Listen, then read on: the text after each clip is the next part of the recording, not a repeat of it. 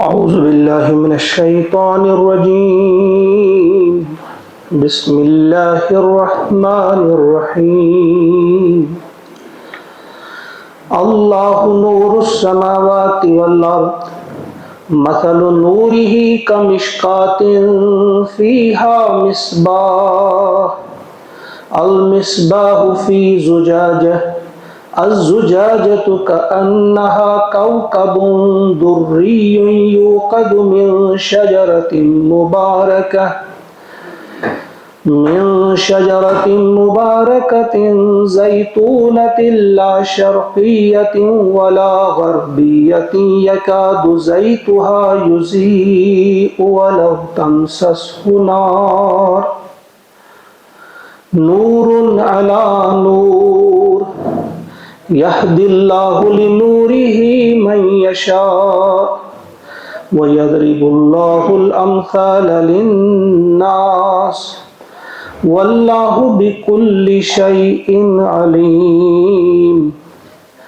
صدق اللہ العظیم. سورۃ النور، اس کی آیت نمبر 35 ہے. یہ آپ سب جانتے ہیں،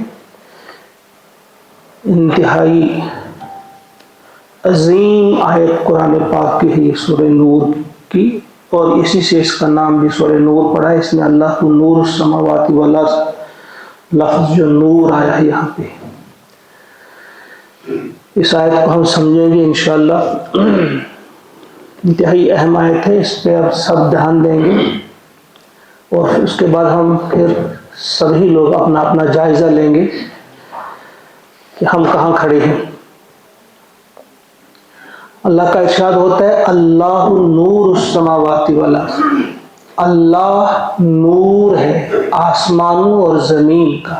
پہلی چیز اللہ نور السماوات والارض. نور روشنی کو کہتے ہیں، لیکن یہاں آپ نے سمجھنا ہے کہ یہ اللہ تعالیٰ کی وہ تعریف نہیں ہے کہ اللہ تعالیٰ اس اعتبار سے نور ہے جسے ہم کہتے ہیں کہ یہ روشنی جو ہے 1,86,000 میل فی سیکنڈ کے رفتار سے چلتی ہے تو یہی نور، یہی روشنی اللہ ہے. اصل میں جو تعریف آئی ہے، جو ڈکشنری میننگ نور کی بتائی گئی ہے، یا بڑے بڑے علماء نے جو اس کی تعریف کی ہے، نور کہتے ہیں اس چیز کو جو خود ظاہر ہو اور دوسری چیزوں کو ظاہر کرے. یعنی وہ آپ سے ظاہر ہو، خود ظاہر ہو اور دوسری چیزوں کو وہ ظاہر کرے، اسے ہم نور کہتے ہیں. اللہ تعالیٰ وہ خود ظاہر ہے، وہ ظاہر. ہم پر ایک نام ان کا وہ الظاہر بھی ہے، اور وہی چیزوں کو ظاہر کرتا ہے. ایک اندھا جو ہے اسے وہی نور عطا کرتا ہے. ایک گمراہ جو ہے اسے ہدایت وہی عطا کرتا ہے. اس اعتبار سے اللہ کے جو اسماء حسنہ ہیں ان میں سے ایک اسم یہ بھی ہے النور. وہ النور ہے، وہ یعنی وہ از خود ظاہر ہے.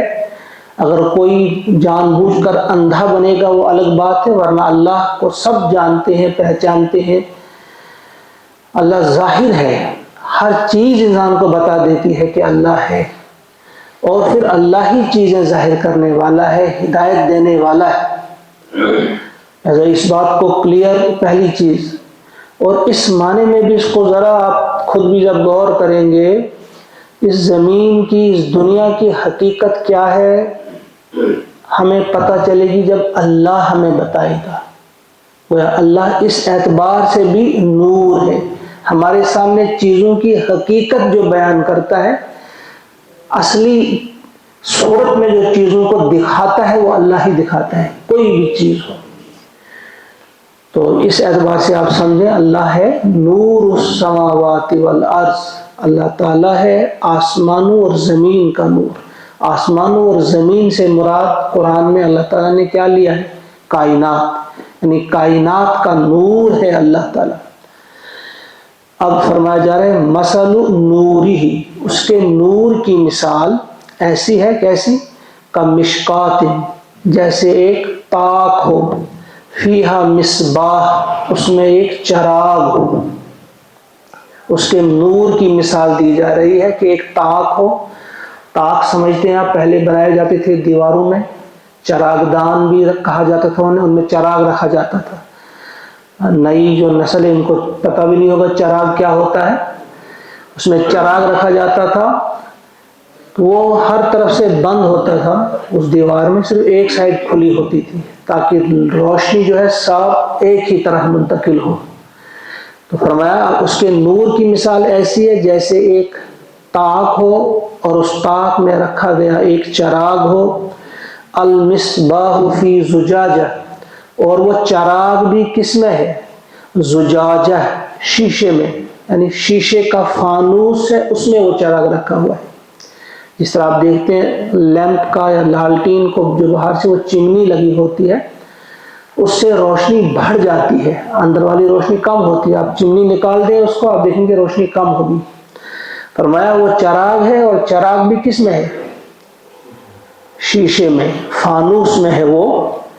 اور پھر وہ فانوس بھی کیسا ہے، وہ شیشہ بھی کیسا ہے؟ الزجاجۃ کأنہا کوکب، اور وہ شیشہ جو ہے، وہ فانوس جو ہے وہ کیسا ہے؟ گویا ایک ستارہ ہے.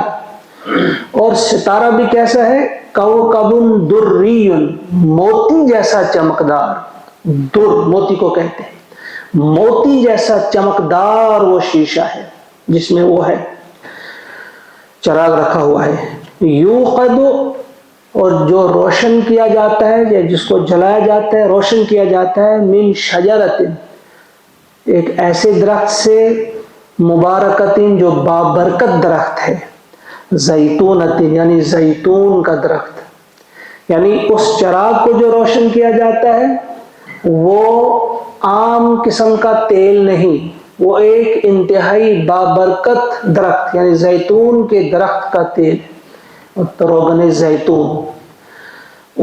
وہ زمانہ تھا جب تیل ڈالا جاتا تھا چراغ میں اور اس سے روشن کیا جاتا تھا پھر. لیکن باقی جو تیل ہوتے تھے وہ تھوڑا گاڑھا ہوتا ہے، اس کو مشکل سے جلایا جاتا تھا اور ڈائریکٹ وہ جل نہیں پاتا تھا.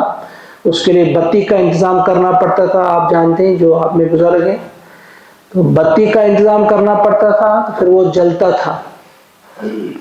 لیکن یہ جو ہے یعنی اور مختلف قسم کے تیل ہوتے تھے، سب سے شفاف صاف تیل جو ہوتا تھا وہ زیتون کا ہوتا تھا، اس کو جلانے میں زیادہ محنت نہیں لگتی تھی. تو فرمایا وہ ایک ایسے درخت کا ہے جو مبارک درخت ہے، زیتون کا درخت. اور زیتون کا درخت بھی عام قسم کا درخت نہیں، وہ بھی کون سا؟ لا شرقیت ولا غربیہ، جو نہ شرقی ہے اور نہ غربی ہے، نہ مشرقی ہے نہ مغربی. وہ زیتون کا درخت، کچھ درخت ایسے ہوتے ہیں جن میں صرف صبح دھوپ پڑے گی، شام کی دھوپ نہیں آئے گی، یعنی مشرق سے تو پڑے گی، مغربی دھوپ نہیں پڑے گی کیونکہ اس کو آڑ ہوگی، درختوں کی آڑ ہوگی یا کسی اور چیز کی آڑ ہوگی. تو وہ بھی اچھا تیل ہوتا ہے لیکن اتنا اچھا نہیں ہوتا جو کسی چوٹی پر ہو اور پھر کوئی آڑ نہ ہو اسے. مشرق کی وجہ سے، مشرق کی طرف سے جب صبح سورج روشن ہو تو اس پر دھوپ پڑے، اور جب غروب ہو رہا ہو تو مغرب کی طرف سے بھی اس پر دھوپ پڑے. جس پر زیادہ دھوپ پڑتی ہے اس کا پھل بھی اچھا بنتا ہے، اس کا تیل بھی بڑھیا ہوتا ہے. کہا پھر تیل بھی اس میں ڈالا گیا ہو، زیتون کا تیل ہو، اور وہ بھی کسی ایسے درخت کا جو شرقی بھی نہیں ہے اور غربی بھی نہیں ہے، یعنی انتہائی شفاف تیل، انتہائی شفاف تیل. ایسا تیل فرمایا یکاد زیتھا، یکاد قریب ہے کہ زیتھا، اس کا وہ تیل جو ہے یضیء، وہ روشن ہو جائے، یعنی وہ فوراً آگ پکڑ لے. ولو تمسسہ نار ولو لم تمسسہ نار، اگرچہ اسے آگ نہ چھوئے. یعنی اتنا شفاف ہے کہ بغیر آگ کے بھی وہ بھڑک اٹھنا چاہتا ہے. یعنی آگ ادھر ہے، تیل ادھر ہے کہ وہ بھڑکنے کو تیار ہے. جس طرح آج پیٹرول ہے کہ اس کو تھوڑی سی کہیں سے بھی دیا سلائی دکھائی جائے تو وہ فوراً آگ پکڑتی ہے. یعنی اس قسم کا شفاف تیل ہے، بھڑکنے کو وہ تیار ہے اگرچہ اسے آگ نہ بھی چھوئے. اب یہ مثال جو دی گئی اس پر آپ ذرا غور کریں. یہ طاق ہے. اب مختلف مفسرین نے اس کے اپنے اپنے انداز سے معنی بیان کیے ہیں. لیکن ڈاکٹر اسرار نے جو اس کے معنی بیان کیے وہ زیادہ دل کو لگنے والے معنی. انہوں نے کہا ہے کہ اصل میں یہ جو ہے انسان جب اپنے جسم پر غور و فکر کرتا ہے تو ہمارا جو ڈایافرام ہے اس میں جو دل رکھا ہوا ہے تو یہ اس دل کی بات ہے. فرمایا یہ جو ہمارا دل ہے اس میں یہ روشن ہے, اس میں ایک نور ہے جسے ہم نور فطرت کہا جاتا ہے. ہر شخص جو بھی ہے وہ وہیں سے ایک نور لے کر آتا ہے, اللہ تعالیٰ نے اسے نور عطا کیا ہے. اب کچھ ایسے ہوتے ہیں جنہوں نے اپنے اس روح کو, اس آتما کو بگاڑ دیا ہوتا ہے, ختم کر دیا ہوتا ہے, اسے مردہ کر دیا ہوتا ہے, وہ الگ بات ہے. لیکن جس کا یہ نور فطرت سلامت ہو تو وہ فوراً جو ہے نور وحی, یہ جو اللہ کا نور ہے اس کو فوراً پکڑ لیتا ہے, تو جس کی وجہ سے پھر نور ایمان جو ہے وہ وجود میں آتا ہے. اس کی مثال ڈاکٹر صاحب نے دی ہے کہ جیسے حضرت ابوبکر صدیق رضی اللہ تعالیٰ فوراً, یعنی جیسے وہ انتظار میں تھے کہ کوئی انہیں بلائے دین کی طرف, ایمان کی طرف. پیارے نبی صلی اللہ علیہ وسلم نے فرمایا کہ جس کو بھی میں نے دعوت دی اس نے تھوڑا سا غور و فکر کیا, سوچا, یہ وہ کیا, لیکن ابو بکر کو جو ہی میں نے کہا تو فوراً, یعنی ایک لمحے کی بھی تاخیر انہوں نے نہیں کی, فوراً وہ ایمان لے آئے. وہ ان کا وہ جو نور فطرت تھا وہ بالکل سلامت تھا, وہ انہوں نے مسخ نہیں کیا ہوا تھا اس نور کو. اس کے برعکس آپ دوسرے لوگ دیکھتے ہیں, ابو جہل کتنی بات سمجھائی گئی لیکن وہ بات نہیں سننے کے لیے تیار ہوا. اور پیارے نبی صلی اللہ علیہ وسلم نے تو ان دو عمر, عمر بن ہشام, ابو جہل اس کا نام تھا عمر بن ہشام, اور یہ عمر بن الخطاب, ان کے بارے میں دعا کی. عمر کے بارے میں قبول ہو گئی, اس کے بارے میں قبول ہی نہیں ہوئی. اس کی وجہ یہ کہ جس کا جو اپنے اس نور کو, اپنی اس فطرت کے نور کو مسخ کر دیا ہو اسے کوئی اثر نہیں ہوتا کسی اور چیز سے. تو فرمایا کہ یہی نور ہے کہ دل جو ہے جس کا وہ بالکل جتنا صاف ہو, جتنا وہ فطرت پہ باقی ہو, تو اس کی مثال یہ دی گئی ہے کہ اس میں ایسا, یعنی ایسا اللہ تعالیٰ کبھی کسی کے ساتھ, استغفر اللہ تعالیٰ, ہم نعوذ باللہ من غضب اللہ, کہ ظلم نہیں کرے گا وہ کسی کے ساتھ. کسی کو ایک قسم کا وہ نور عطا کرے گا, نور فطرت, کسی کو دوسری قسم کا, ہر ایک کو عطا کیا اس نے. وہ عادل ہے, وہ العدل اس کی ایک صفت ہے, وہ عدل کرنے والا ہے. تو انسان خود ہے جو اپنی اس فطرت کو بگاڑتا ہے, تباہ و برباد کرتا ہے. تو فرمایا کہ اللہ تعالیٰ نے رکھا ہے یہ ایسا چراغ ہے, یہ اس میں ایسا تیل اللہ تعالیٰ نے رکھا ہے کہ جو بالکل تیار ہوتا ہے بھڑکنے کے لیے. تھوڑا سا بھی اس کو یہ نور وہی جو اس کے پاس پہنچا دیں, آپ اسے بتا دیں, وہ پکڑ لے گا. ہاں, جس نے اس کو مسخ کر دیا اس کی بات الگ ہے. اب فرمایا نور علی نور, نور پر نور. یہ دو نور کیا ہے؟ نور تو ایک وہی ہے نور فطرت جو ہے, اور دوسرا نور یہ ہے قرآن جو اللہ تعالیٰ کا کلام ہے. کہا یہ نور جو ہی اس دل تک پہنچتا ہے, اس نور فطرت تک پہنچتا ہے, تو فوراً اس میں آگ لگ جاتی ہے, یعنی فوراً یہ روشن ہو جاتا ہے, اور اسی کو ہم نور ایمان کہتے ہیں. اس کو ایمان عطا ہوتا ہے. جو ایمان لا بھی چکے ہیں, جو اسلام کے اس دائرے میں داخل بھی ہو چکے ہیں, ان کے بارے میں بھی آپ دیکھیں, وہ بھی ان کا جو نور فطرت ہے کس قدر کچھ مسخ ہوا ہے. کچھ مجبوراً گھر والوں کی وجہ سے اپنے آپ کو ایمان والا کہہ رہے ہیں, کچھ ایک وجہ سے, کچھ دوسری وجہ سے, ورنہ جن کا نور فطرت جو ہے وہ بالکل صحیح سلامت ہو, پھر قرآن وہ سنیں, ان کی زندگیوں میں تبدیلی نہ آئے, تو یہ ناممکن بات ہے. تو فرمایا نور علی نور, پھر نور پر نور, یعنی نور ہی نور, روشنی پر روشنی. یہدی اللہ بنورہ, ہدایت دیتا ہے اللہ تعالیٰ, رہنمائی کرتا ہے اللہ تعالیٰ, لنور ہی, اپنے نور کی طرف, اپنے نور کی طرف ہدایت دیتا ہے. کس کو؟ مگر من یشاء, جس کو وہ چاہتا ہے. لیکن وہ کس کو چاہتا ہے وہ اس نے بتا دیا ہے دوسری جگہ, کہ جو خود طالب ہو, جو دل سے چاہے کہ مجھے ہدایت ملے, اسے ضرور وہ عطا کرتا ہے.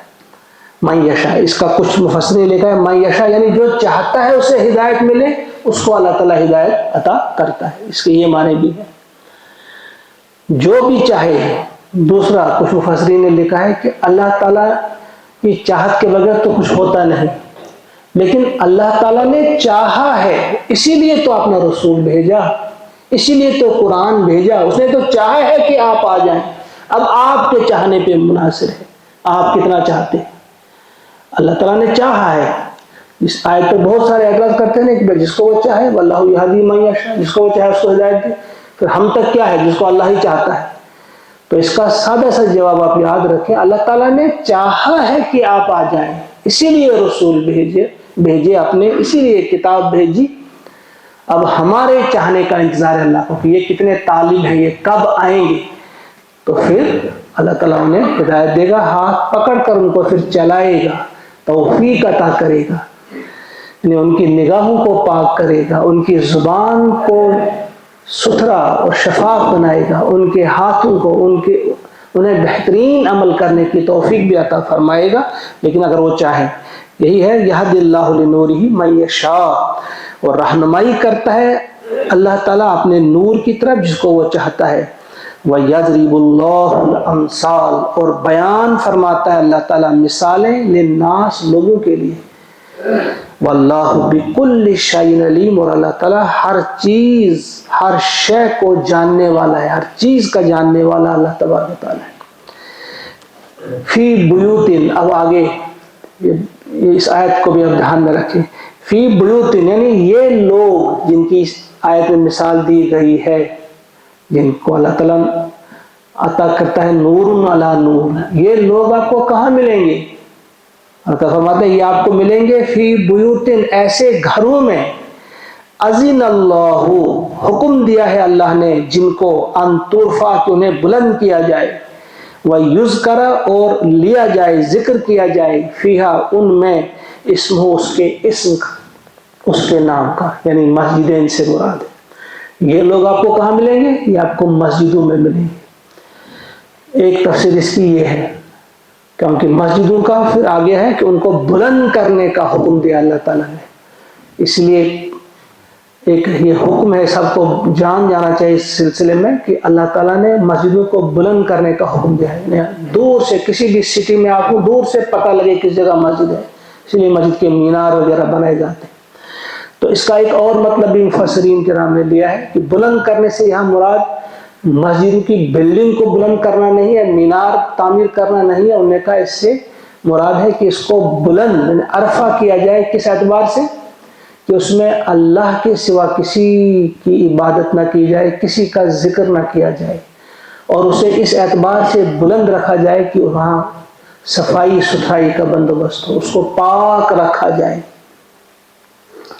یہ بھی اس کے معنی بیان کیے گئے، لیکن بہت سارے مفسرین نے لکھا ہے کہ اس سے مسجدیں مراد ہیں اور مسجدوں کو بلند کرنے، اس لیے حضرت عمر بن عبدالعزیز رحمۃ اللہ تعالی علیہ کے بارے میں ہے کہ انہوں نے مسجد نبوی پر زر کثیر خرچ کیا تھا، بڑی عالی شان مسجد انہوں نے بنائی تھی، اور کسی نے ان کو اعتراض نہیں کیا تھا ایسا کیوں کیا۔ حضرت عثمان غنی رضی اللہ تعالیٰ عنہ نے ساگوان کی لکڑی سے مسجد بنائی، بڑی قیمتی لکڑی ہوتی ہے اور بڑا پیسہ انہوں نے بھی لگایا، کسی نے اعتراض نہیں کیا۔ وہ مسجد ہو، شاندار مسجد ہو، خوبصورت مسجد ہو، اور اس اعتبار سے بھی وہ بلند ہو کہ وہاں دوسرے جھگڑے نہ ہوں، دوسری قسم کی گندگی نہ ہو، ہر آلائش سے، شرک سے بھی اور دوسری آلائشوں سے بھی اسے پاک رکھا جائے۔ تو یہ لوگ آپ کو وہاں ملیں گے، یا یہ ہدایت آپ کو ایسے گھروں سے ملے گی۔ تو یہ ایک تفسیر ہے، یہ آپ ذہن میں رکھیں۔ دوسری تفسیر اس کی یہ کہی گئی ہے فی بیوتن، ایسے گھروں میں آپ کو ملیں گی، ان میں مومنوں کے عام گھر بھی ہیں، یعنی مومنوں کے عام گھروں کو بھی اس قدر بلند کیا جائے، کس اعتبار سے؟ یعنی اس میں ایسے لوگ رہیں جو بلند کردار کے حامل ہوں، کیونکہ دین جو ہے صرف محدود نہیں ہے مسجد تک، ہر گھر جو ہے وہ ایک مسجد ہو، ہر گھر اس قسم کی کا پاکیزہ گھر ہو جیسے وہ مسجد ہے، وہاں اللہ کا ذکر ہوتا ہو، وہاں توحید کے نعرے بلند ہوتے ہوں، وہاں اخلاقی اعتبار سے بلند وہ گھر ہو، ان میں رہنے والے جو ہو وہ بد اخلاق نہ ہو، وہ بے حیا نہ ہو، وہ اللہ کے نافرمان نہ ہو، وہ رسول اکرم صلی اللہ علیہ وسلم کے نافرمان نہ ہو، ان گھروں کو اس اعتبار سے بلند کیا جائے. یہ بھی مفسرین نے لکھا ہے, بہت سارے مفسرین نے. بہرحال فرمایا کہ یہ لوگ آپ کو ایسے گھروں میں ملیں گے جن گھروں کو اللہ نے بلند کرنے کا حکم دیا ہے اور ان میں اس کے نام کا ذکر کرنے کا حکم دیا ہے. یسبح لہ, یہ تسبیح کرتے ہیں اسی کی, یعنی پاکی بیان کرتے ہیں اسی کی, اللہ کی, فیہا, ان میں, ان گھروں میں, بالغدو والآصال, صبح و شام. تو صبح و شام سے یہ مطلب نہیں کہ 2 ٹائم کرتے ہیں, صبح و شام جس طرح ہم اردو میں بھی استعمال کرتے ہیں, صبح و شام یہ کیا جائے, یعنی ہر وقت کیا جائے, صبح و شام. رجال, یہ وہ مردان کار ہیں, یہ وہ ایسے مرد ہیں, جوان مرد جس کو ہم کہیں گے, رجال, ایسے جوان مرد ہیں یہ. اب ان کی تعریف دیکھیے اللہ تعالیٰ نے کی ہے, لا تلہیہم, بس یہی بند کریں گے ہم یہ والی آیت. لا تلہیہم, انہیں غافل نہیں کرتی, تجارت, ولا بیع, خرید و فروخت, عن ذکر اللہ, اللہ کی یاد سے. یہاں ایک نقطہ بیچ میں آتا ہے کہ یہ دین وہ دین نہیں کہ سب چھوڑ کر آپ بیٹھ جاؤ مسجدوں میں. تجارت کا ذکر ہے کہ یہ تجارت بھی کرتے ہیں, یہ دینے والے ہیں, یہ لینے والے نہیں ہیں, یہ دینے والے ہیں. یہ اپنے ساتھ اور لوگوں کو بھی دیتے ہیں, ان کی دنیا بھی بناتے ہیں, ان کو بھی کھلاتے ہیں, پلاتے ہیں. مگر تجارت اس انداز سے کرتے ہیں کہ وہ تجارت ان کو غافل نہیں کرتی اللہ کی یاد سے, وَإِقَامِ الصَّلَاةِ, نماز قائم کرنے سے, وَإِيتَاءِ الزَّكَاةِ, اور زکوٰۃ ادا کرنے سے. یاد رہے, جو بھی تجارت کر رہا ہے, ملازمت کر رہا ہے, کوئی بھی کاروبار کر رہا ہے, وہ کاروبار تو کرنا ہے, کھانا ہے, خود کھانا ہے, اوروں کو کھلانا ہے, لیکن وہ کام انہیں غافل نہیں کر دیتے. نہ اللہ کی یاد سے غافل کرتے ہیں, نہ نماز قائم کرنے سے, اور نہ زکوٰۃ ادا کرنے سے. یہ چیز انہیں روکتی ہے.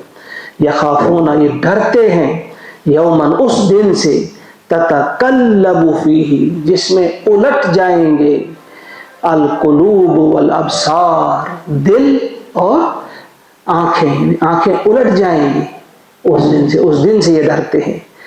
کیوں؟ لیجزیہم, تاکہ جزا دے انہیں.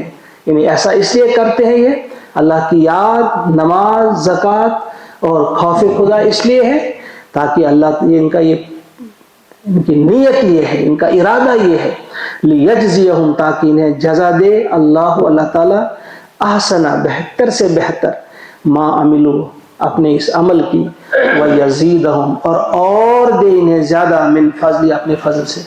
یعنی اس کی جزا بھی دے جو یہ محنت کریں گے, لیکن اور بھی اللہ تعالیٰ اپنے فضل سے انہیں عطا کرے. واللہ یرزق من یشاء بغیر حساب, اور اللہ تعالیٰ رزق عطا کرتا ہے جسے چاہتا ہے, بغیر حساب, بے حساب دیتا ہے. اللہ تعالیٰ انہی لوگوں میں ہمارا شمار بھی کرے. اللہم ربنا اجعلنا منہم, اللہم ربنا اجعلنا منہم, اللہم ربنا اجعلنا منہم. ربنا تقبل منا انك انت السميع العليم. سبحان ربك رب العزة عما يصفون, وسلام على المرسلين, والحمد لله رب العالمين. السلام علیکم ورحمۃ اللہ.